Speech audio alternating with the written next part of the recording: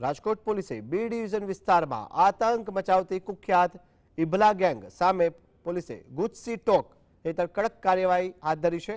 આ ગેંગ સામે લૂંટ, મારામારી અને હત્યાની કોશિશ જેવા કુલ 89 ગુનાઓ નોંધાયેલા છે। ડીસીપીના જણાવ્યા અનુસાર ગેંગના 7 સભ્યો વિરુદ્ધ ગુનો નોંધી હાલ 4 આરોપીઓની ધરપકડ કરાઈ છે, જ્યારે મુખ્ય સૂત્રધાર ઇબલો હાલ જેલમાં છે। ગેંગ નામની ટોળકી જેના વિરુદ્ધ 89 જેટલા ગુના દાખલ થયેલા છે।